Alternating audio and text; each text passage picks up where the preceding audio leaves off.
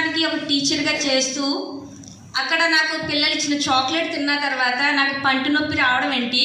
So ఆ నొప్పి వచ్చిందని నేను కిమ్స్ హాస్పిటల్కి వెళ్ళిన తర్వాత అక్కడ టెస్టులు చేసి 3,500 అవుతుందని చెప్పారు.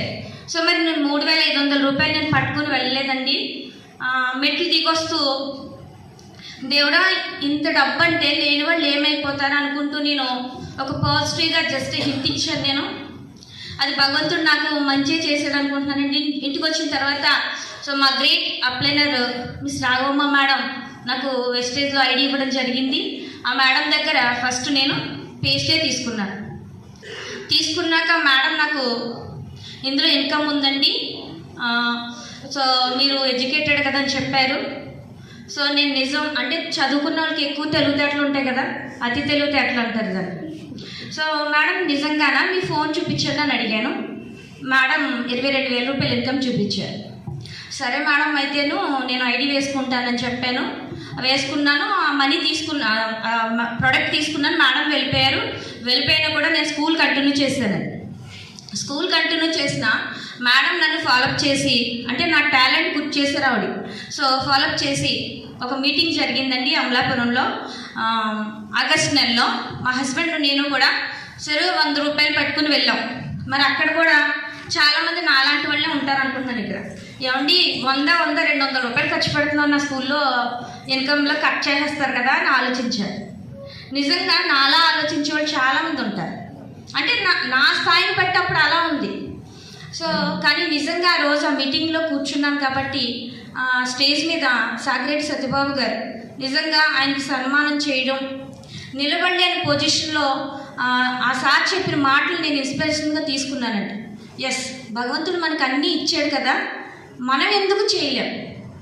అప్పటి వరకు మాకు పెళ్ళై 15 సంవత్సరాలు అవుతుందండి. సో ఎప్పుడు కూడా మేము హ్యాపీగా సినిమాకు కూడా వెళ్ళలేదు. ఇద్దరం కూడా ఏదో విధంగా టామ్ అండ్ జెర్రీలా కొట్టుకుంటా తిట్టుకుంటా అదే విధంగా. కానీ ఈ వెస్టేజ్ అనేది భగవంతుడు ఇచ్చిన మహావరం నా లైఫ్లో.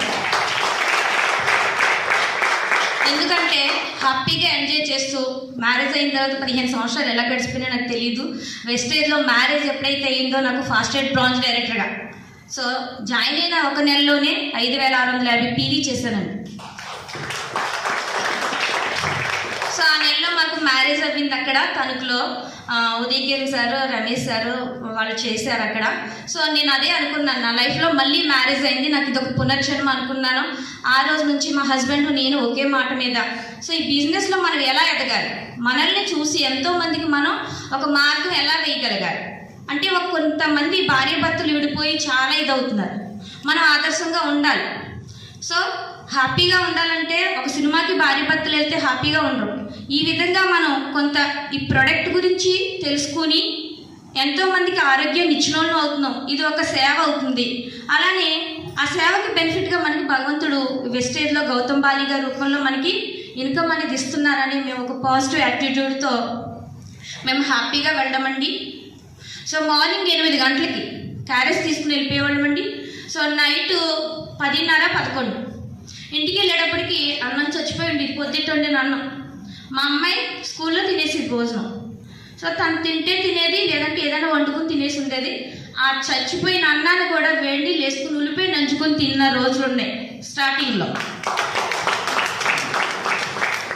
సో నిజంగా హ్యాపీ ఫీల్ అయ్యేవాళ్ళు. నెక్స్ట్ మంత్ 10వ తారీఖు మా అకౌంట్లో డబ్బులు పడగాయి. ఎందుకంటే నేను 5,000కే చేశాను, కానీ నా ఇన్కమ్ 17,000 స్టార్టింగ్లోనే, తర్వాత 14,600, తర్వాత 10,000 వచ్చింది. సో 10,000 వస్తుందండి, ఎందుకు దిగుతుంది చెక్ అని నేను క్వశ్చన్ వేసుకుని సో ఇక్కడ ఏదో నేను నేర్చుకోవాలి, నాలో లోపం ఉందనుకుని సో ఎక్కడ ఈ లోపాన్ని నేను సరిదిద్దుకుంటాననేసి ప్రతి మీటింగ్ రాజమండ్రి మేము చాలా మీటింగులకు వచ్చాము. మా హస్బెండ్ ఎప్పుడు కూడా మీటింగ్ మీద ఫోకస్ పెడతారు, నేను టీంని మోటివేషన్ చేయడం మీద ఫోకస్ పెడతాను.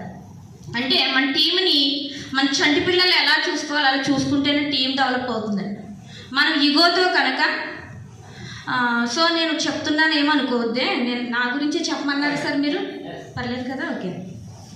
సో ఈగోతో మనం ఒక పొజిషన్కి వెళ్ళిన తర్వాత నేను అని అహంభావం ఉండకూడదండి. సో మనము అని ఎప్పుడైతే అనుకుంటామో ఆ టీము మన వాళ్ళు అని వస్తుంది. మన టీంలో ఎవరు తప్పు చేసినా సరే, వాళ్ళు తెలియక చేశారు కదా, మనం చెప్పాలి. వాళ్ళు తప్పు చేశారు, మనం తప్పు చేస్తే వాళ్ళకి మనకి డిఫరెంట్ ఏముంటుందని నాకు నేను పాజిటివ్గా మార్చుకుంటాను. సో అలా మార్చుకుంటూ నా టీం డెవలప్ చేసుకోవడం, అలా నా టీం మెంబర్స్ అందరూ కూడా చాలా సపోర్ట్గా ఉంటారు నిజంగా. సో ఇన్కమ్ అప్పుడెప్పుడైతే నేను ఇలా పాజిటివ్గా ఆలోచించానో, స్టార్ డైరెక్ట్గా 4 నెలల 15 రోజులు స్టార్ డైరెక్టర్ అయ్యామండి. సో 4 నెలల తర్వాత నేను యూనివర్స్కి కనెక్ట్ అయి ఉంటాను. నేను ఏది అడిగితే యూనివర్స్ అయితే నాకు చాలా 100% ఇస్తుందండి. సో స్టార్ డైరెక్టర్ అవ్వద్దు, ఎందుకు ఉపయోగం లేదు అన్నారు చాలామంది. మేడం స్టార్ అయితే మీకు డబ్బులు రావని చెప్పారు చాలామంది. సో అక్కడ నేను ఒకటి ఇంటికి వెళ్ళి ఆలోచించింది ఏంటంటే, నేను ఇప్పుడు పడవ దాటి అవతలకి వెళ్ళినా వద్దా, అంటే స్టార్ అవ్వాలంటే అవతలకి వెళ్ళాలి. ఎన్నాళ్ళని ఇక్కడ ఆగిపోతాను, నా ప్రయాణం ఇక్కడ ఆపేస్తానని నన్ను నేను మళ్ళీ మోటివేషన్ చేసుకుని, సో స్టార్ ఎందుకు అవ్వకూడదు అని క్వశ్చన్ వేశాను. లేదు మేడం ఎల్ఓబి తీస్తేనే కానీ స్టార్ అవ్వకూడదు అన్నారు. సార్ అదేదో ఎల్ఓబి తీసేస్తే పోలేదు అనుకున్నాను. సో స్టార్ డైరెక్ట్గా ఫస్ట్ ఎల్ఓబి తోటి స్టార్ డైరెక్టర్ అయ్యానండి. ఆ నెల 26,000 తీసుకున్నాను. నెక్స్ట్ మంత్ 2 ఎల్ఓబిలతో స్టార్ డైరెక్ట్గా సెకండ్ మంత్ క్వాలిఫై అయ్యాను. థర్డ్ మంత్ 3 ఎల్ఓబిలు చెక్ తీసుకోవాలనుకున్నాను. సో 50,000 చెక్ తీసుకున్నాను. తర్వాత సో బూట్ క్యాంప్ ఫస్ట్ మన సుధాకర్ సార్ పెట్టిన బూట్ క్యాంప్లో 14,000 తీసుకుంటున్నానండి. అక్కడ నేను ఏమని కోరుకున్నానంటే, బూట్ క్యాంప్లో మళ్ళీ బూట్ క్యాంప్కి నేను కార్ వేసుకుని రావాలి అని గోల్ అయితే పెట్టుకున్నాను. గోల్ పెట్టుకున్న తర్వాత నిజంగా భగవంతుడు నాకు తదాస్తు అన్నారేంటో తెలీదు, ఒక డైమండ్ డైరెక్టర్గా నేను కార్ ఓపెనింగ్ అనేది మన సుబ్బయ్య శెట్టి సార్ ద్వారా అవ్వడం జరిగింది. చాలా హ్యాపీ ఫీల్ అయ్యాను.